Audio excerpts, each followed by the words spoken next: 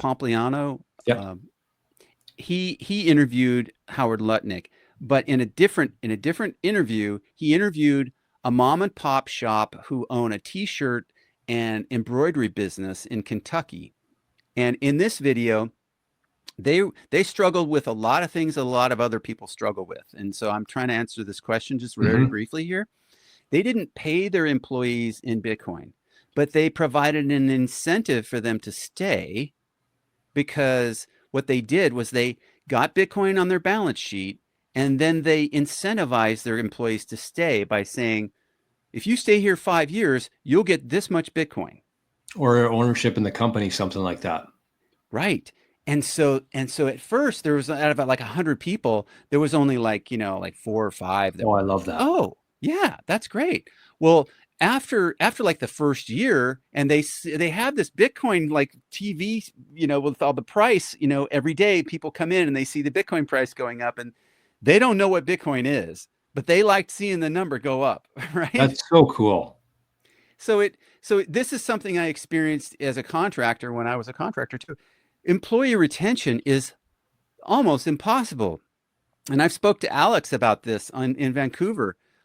He has a plumbing business. It's just impossible to keep good people. So you have to incentivize. And so, just real quickly, that was a way that they incentivized their employees. They didn't pay them in Bitcoin, but they did incentivize them to stay long term by giving them a little bit. That's so cool, Bodie. I'm really glad you shared that, because I was kind of going along the lines of the same thing with this, is that I think that people should not necessarily, if you're a business owner out there, I don't think you should necessarily focus on like trying to pay your employees in Bitcoin. I think that there's ways now where the first thing I would say is, like, if you're in the US or Canada, there's like Strike, there's Bitcoin. Well, there's a couple of these Bitcoin platforms that if your employee wants to be paid in Bitcoin, you can just kind of walk them through the process of adding their direct deposit information into like Strike, or River might do it, Bitcoin. Well, they put their direct deposit information where the employer sends them the money, but it doesn't go to their bank account. It goes to their Strike account, or it goes to their Bitcoin well account, and they can pay their bills. They can keep it in Bitcoin. They can pay their bills from that. So we're like living through this transition of like from the banking system to these new platforms like Strike and River and Bitcoin well.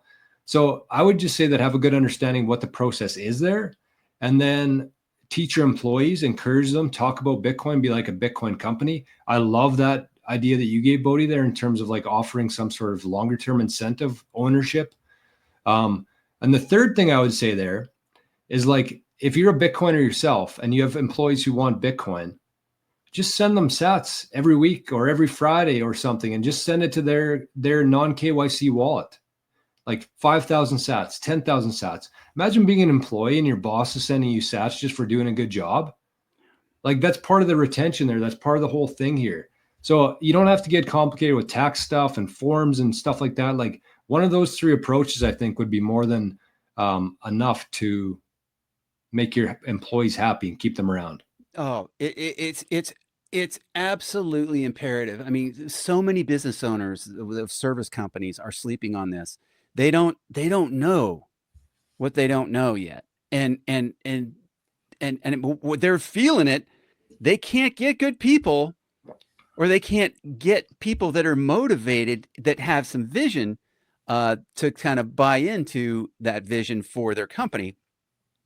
But I can remember as a contractor, I mean, I would have just, I mean, the few people that I had that were good were like, I'll do anything to keep them. I'll pay them more. But the money motivation, it doesn't, like the US dollars. I mean, they're feeling the inflation, right? So the Yeah, US dollars, more money doesn't always mean that much. right. And so, like, what does it take? Like affirmation, or like employee recognition. I mean, I've got all these different kinds of programs to keep people, motivated and incentivized. But to like share your Bitcoin with them. I mean, when they can see that, that number go up, I mean, they're reading about it. This is a new thing. Our traditional media complex doesn't want us to be looking, at they look over here at this thing, look over here at that thing. Oh, Kamala and Trump and blah, blah, blah. No, keep your eyes on the prize. Yep. Every issue that we have in society right now stems from a broken monetary system. Everything. You point your finger at any issue we have in our society, it all comes back to the ability for a small group of people to create money.